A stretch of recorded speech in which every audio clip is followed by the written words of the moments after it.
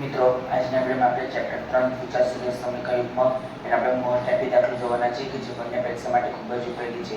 તો વિડીયો ચાલુ કરતા પહેલા જે ચેનલને સબસ્ક્રાઇબ ના કરી હોય તો જલ્દીથી ચેનલને સબસ્ક્રાઇબ કરો અને નોટિફિકેશન પર ક્લિક કરો કે જેથી કરીને આપણે કોઈ પણ વિડીયો મૂકીએ તો સૌથી પહેલા તમારી પાસે આવે. તો આપણે વિડીયો ચાલુ કરીશું. બે સંખ્યાનો તફાવત 26 છે અને એક સંખ્યા બીજી સંખ્યાથી 3 ગણી છે. તો તે બે સંખ્યા હશે. પણ કઈ બે સંખ્યા એ આપણને ખબર નથી. આપણે ધારી લઈશું, ધારો કે મોટી સંખ્યા x અને નાની સંખ્યા y છે. ધારો કે મોટી સંખ્યા x અને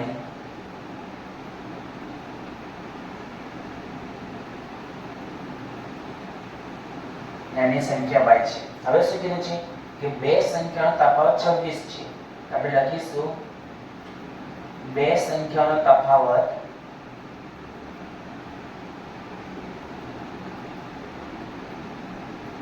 26 છે. બે સંખ્યા તફાવત એટલે શું? બાદબાકી. તો બે સંખ્યા તફાવત 26 છે તો શું થાય? x y બરાબર 26 સોરી x y બરાબર 26 એ સમીકરણ નંબર 1. હવે શું કીધું છે કે એક સંખ્યા બીજી સંખ્યાથી 3 ગણી છે. એક સંખ્યા બીજી સંખ્યાથી 3 ગણી છે. એમાં કયું સમીકરણ બને? x બરાબર 3y એ સમીકરણ નંબર 2. હવે x બરાબર 3y છે એ શેમાં મૂકી દઈશ? સમીકરણ 1 માં. તો લખીશું કે x બરાબર 3y એ સમીકરણ 1 માં મૂકતા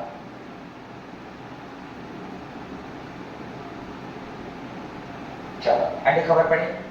હવે જ્યાં x દેખાય ત્યાં હું કેટલા મૂકીશ? 3y.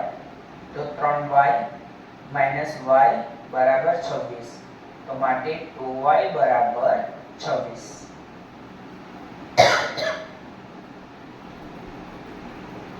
હવે y જોડે બે ગુણાકારમાં છે તો શેમાં જશે? ભાગાકારમાં. તો y બરાબર 26 ભાગ્યા 2 તો માટે y બરાબર 13.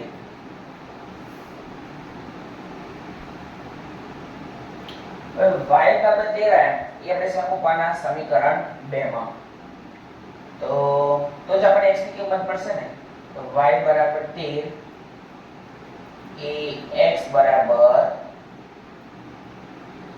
3y માં મૂકતા તો x બરાબર 3 ગુણ્યા 13 તો માટે x બરાબર 13 39.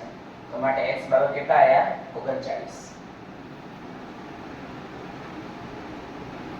તો લખીશું આમ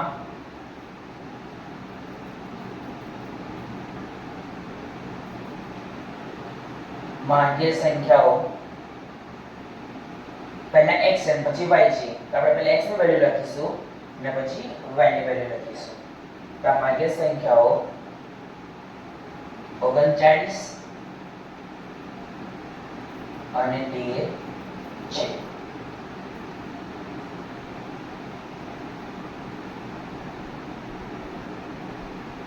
ખબર પડી મિત્રો? આ બેઝિક માટે પણ મોસ્ટ ટાઈમ દાખલો છે, સ્ટાન્ડર્ડ મેથ્સ માટે પણ મોસ્ટ ટાઈમ દાખલો છે. આ વિડીયોને જરૂરથી શેર કરજો. રાઈટ. તો મિત્રો આજના વિડીયોમાં આટલું જ. કાલે ફરી એક નવા વિડીયો સાથે મળીશું.